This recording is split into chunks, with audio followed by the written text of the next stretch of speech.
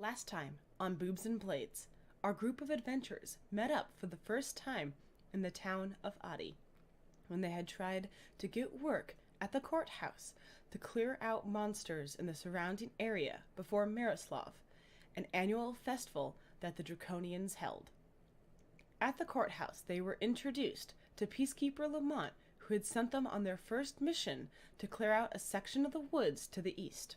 There they had encountered a couple of giant centipedes and gray oozes.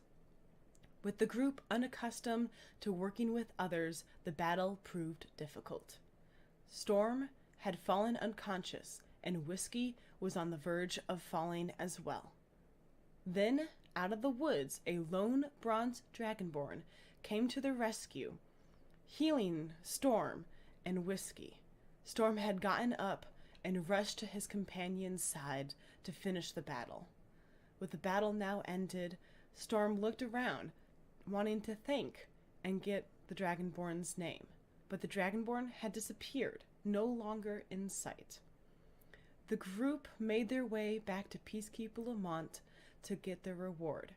There they had taken a rest in a chamber that was set up for the newly hired adventurers. Will the group be able to fight off future creatures that they are tasked with? Who was this Dragonborn, and will they ever meet him again? Well, pull up a chair, prop up your feet, and have a drink. And join our adventures as we start Episode 2, Cannon Fodder.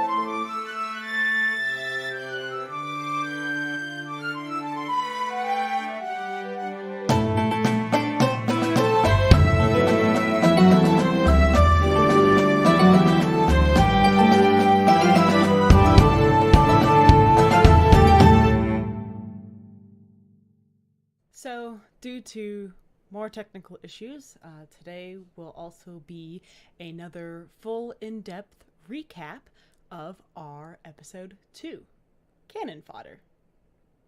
So in this episode, after having a hard effort battling in their last session, Storm decided to take a day off, and the group needed to therefore find a new fourth person for their group to set out for the day's adventures. As they were searching the town, they found a young man holding 2 cups of ale, drinking as he was going, and they thought this man would be great use to their party as cannon fodder. This young man decided to join them, and the group soon learned that his name was Daedric. So they went over to Peacekeeper Lamont, and he informed them that they would need to take care of the monsters in the northern section of town. He informs them that not many adventurers have been returning back from the sections that he has sent, and there have been even fewer travelers than in past years. As the group headed north along the byway, they encountered a passing cart. When the group asked why there weren't as many travelers along the byway, the citizen mentioned that there weren't as many towns up north, and that the winter was a lot harder than previous years. As the group talked to these passerbyers, they had mentioned that there were a couple of upturned carts just further up the road, broken, and although they couldn't find much evidence besides a couple of 4 puncture marks near the area, there weren't many other tracks, and they decided to head back south. The group, however, decided to investigate these carts, and to no avail they were unable to find any more evidence than what the passerbyers had mentioned to them. The group then heads into the forest, and they encountered a few giant lizards. The group started dispatching these giant lizards, but then a giant goat enters the fray. Whiskey shot a crossbow bolt at the hippogriff, and as the hippogriff was flying away, Daria used Ice Dagger and shot the hippogriff down, making it lose its grip on Bob. Both did not survive the fall. Instead of the beasts going to waste, they decided to carve each of them up, meat from Bob, and the wings as evidence from the hippogriff to give towards Peacekeeper Lamont.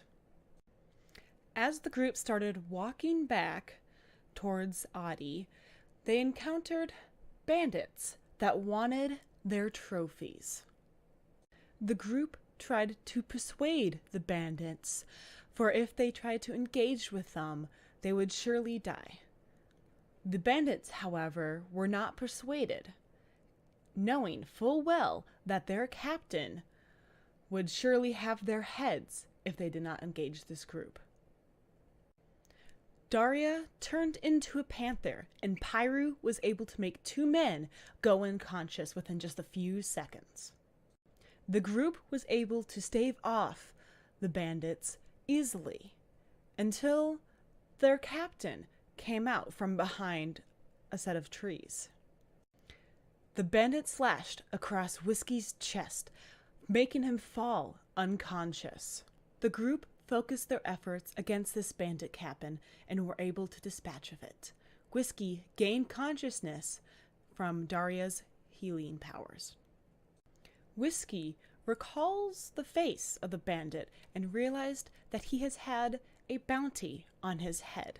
The group decides to tie up the few surviving bandits that had fallen unconscious and take the rest of the bandits to show as proof to try and gain the reward, as well as searching the rest of them for any items that would prove useful.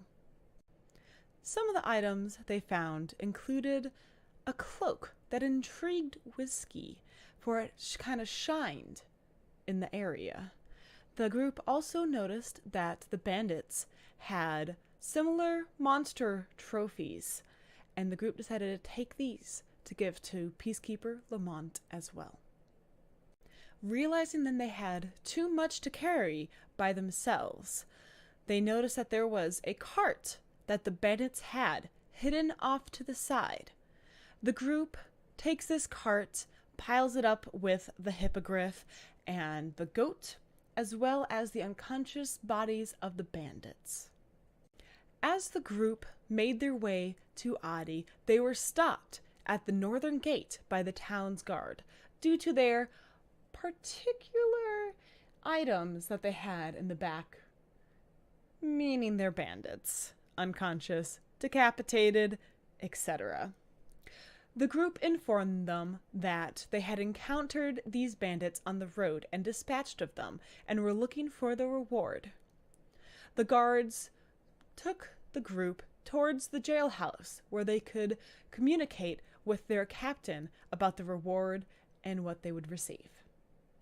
Sure enough, the captain was highly surprised and thankful for the group and their efforts and handed them their gold reward.